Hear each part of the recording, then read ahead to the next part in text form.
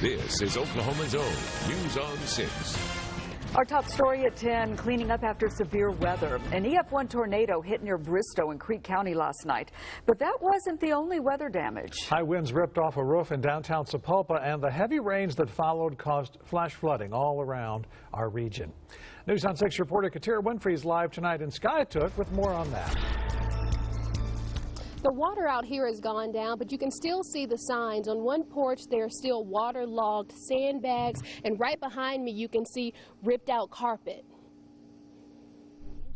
The threat of flooding never goes away for Julie Sam. For years, she's dealt with it, but it's getting harder to do. It's not very comforting to wonder, how far it got or what it damaged. Last night, severe weather filled these yards and ditches with water. In some of the lower sitting houses like Sam's, the water got in again. This time, the water only reached the tiles at her front entrance. Right next door, her neighbor wasn't as lucky. The waterlogged carpet shows that. Last year, the front bedroom flooded 4 times. And then in 2012 is when we had the really big flood, and we had water standing in both of these units, and completely had to redo everything. But yeah, it's an ongoing issue. It happens every year. Sam says the problem started 7 years ago when the city resurfaced the streets. Now, if the water gets out of the creek bank, there will be flooding. Well, I wish the city would spend some money to do some kind of a study, because this is a problem. In previous floods, she's been able to fix the damage herself. She can't afford to make the repairs now, so she's relying on her landlord and the city. And we did reach out to the city for comment, but no one was available today. And another resident told me that they have contacted the city and they are aware of the problem and are looking into fixing the drainage problem. Reporting live in Skytook, Katira Winfrey, News on 6. A News on 6 viewer sent us this drone video of the weather damage in Sapulpa. Last night's high winds ripped off the roof of one building downtown. Then the rain poured in overnight, soaking everything inside. So when I started coming up to the front of the store, and then I saw all the water pouring in, and the ceiling tiles were just immediately just dropping. The National Weather Service has a high-end EF1 tornado with estimated wind speeds of 100 to 110 miles an hour is to blame for this damage near Bristow. You can see, of course, trees knocked over, buildings damaged, the scattered debris. Residents we spoke with last night and today said it didn't take long for friends and neighbors to come by and get to work with the cleanup. We're here to, to help anybody we can, real good neighborhood. Fine, Bristol's a fine place to live. According to the Weather Service, that tornado was on the ground for about 2 miles. And Travis says we could see more rain and storms this week and possibly into the holiday weekend. Make sure to stay connected to the Oklahoma weather experts. Just text 6CONNECT to 79640 to have weather information and alerts sent to your phone or tablet. New tonight, Tulsa police arrested a mother on child abuse and neglect charges. Detectives say Ruth Ann Lewis slammed her 7-month-old son on the ground and then waited for more than an hour to call an ambulance. The medical condition with him is that he has a very severe brain injury, remains unconscious, may or may not live, and that we don't know at this point whether or not the delay of an hour or more in getting him care had any negative impact. Investigators say Lewis's 16-month-old daughter has a severe case of diaper rash, and a second neglect charge was filed because of that. Also new tonight, Tulsa police are looking for a teenager who robbed the IBC Bank on Garnett near 41st tonight. According to police, about 6:30, the teenager walked inside, lifted up his shirt, and told the clerk he had a bomb. Officers say the teen demanded cash, got it, and then ran from the bank. A stretch of Highway 51 west of Sand Springs continues to crumble. News on 6 reporter Tess Monty took these pictures a year ago when the asphalt started sliding. Today, she found the problem is only getting worse. It's a stretch of Highway 51 between Sand Springs and Manford that is slowly crumbling as traffic drives on in the fast lane.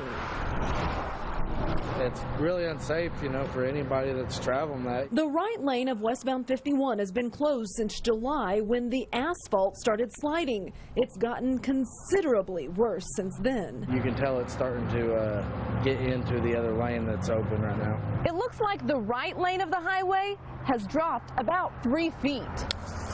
And the crumbling asphalt is less than 3 feet from stretching into the left lane of traffic. The Oklahoma Department of Transportation reworked this part of Highway 51 in 2010, but says this specific area has caused problems in the past. ODOT says soil and underlying layers couldn't handle all of last year's record rainfall, causing day-by-day deterioration. It's just very dangerous. ODOT did geotechnical testing and found all the soil under the highway will have to be removed and replaced. The project will cost $1.6 million. It goes up for bid in August, and while there's not a start date for construction, it likely won't begin until next year. Tess Money, News on 6. Covering the Capitol here at 10 o'clock and the Oklahoma legislature's tentative agreement on a budget for the coming year. Core services like public schools and health care were spared from any more cuts, but criticism is raining down on the lawmakers. Republican State Auditor Gary Jones calls the budget a lot of smoke and mirrors. He says the budget numbers appear to be manipulated, so the cuts won't appear as deep as they actually are. It's perplexing, their need to show that the cut's smaller than it is. It is what it is. The numbers ought to be accurate. You ought to be able to look at it, and any accountant ought to be able to pull those documents up and look and say, okay, this is how much money went to the agency, and you can't do that. The budget proposal still has to be passed in the House. If it does pass there, it should be in front of Governor Fallin on Friday. Prosecutors call it a botched robbery that turned into a senseless murder. David Rubel's murder trial began today. He's one of 3 men accused of shooting a 14-year-old girl on a Tulsa highway 2 years ago. April Montano's family took the stand this afternoon. News on 6 reporter Annie Chang was in the courtroom for the emotional testimony. April Montano's family says when she was shot and killed nearly 2 years ago to the day, it was the worst night of their lives. Now, as the first man accused in the 14-year-old's death goes to trial, they're reliving that loss in front of suspect David Rubel. April's father struggled during his testimony, crying through it all.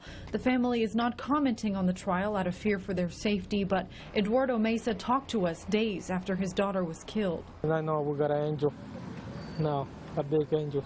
April's brother, cousin, and uncle also testified. They say they spent the afternoon at Keystone Lake riding their four-wheelers. April had just gotten hers as a reward for getting good grades. The family stopped for dinner on their way home, but realized restaurants were closed, so they got on the Gilcrease Expressway, heading home to North Tulsa. That's when they heard something hit their truck. By the time they realized it was gunshots, it was too late. April had been shot in the head and died later that night. DeMonte Rushing is already in custody for April's murder. He also took the stand, saying a man named Travis Lozada came up with the plan to steal the family's four-wheelers and then sell them. Rushing says his cousin David Rubel, who was the one on trial, was the one who fired the gun while he drove. The trial is expected to last into next week. Annie Chang, News on 6. Oologah police officer Charles Neal is approaching the first anniversary of being shot in the head during a chase. The suspects were shooting at him with automatic weapons, and a bullet went through his windshield of his patrol car, hitting him in the head during a chase that eventually stretched from Rogers County to Kansas. Almost a year later, Neal cannot return to the Oologah police force because of memory loss, speech problems, headaches, bulging discs in his back and neck, numbness in his arms. He realizes his career in law enforcement is over. I really think the main thing that will stop me from being an officer, from what I've been told, is a traumatic brain injury. Usually with traumatic brain injuries, they won't allow you to carry a weapon on duty again. Tomorrow night at 6, hear why Neal has been kept from seeing a neurologist or even getting an MRI for his brain injury. Well, Oklahoma isn't alone in its struggle to improve its public schools. Even states that have historically supported their schools are trying to adapt to changing technology and shrinking budgets. Iowa has long been considered an education leader, but then standards began to slip. So 3 years ago, state leaders passed sweeping education reform. I went to Iowa to see what Oklahoma can learn from that state's success.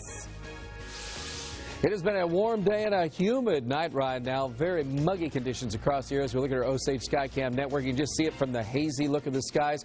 We're going to be watching and maybe tracking a few storms late tonight in portions of our area. The storms are just not going to leave us alone. We have multiple opportunities for storms. And do you feel like you've been mugged? Because it's certainly muggy. And we're talking about lakes and river reports. Also, the International Tulsa Balloon Festival is going on. We have the weather for that all coming up in 6 minutes.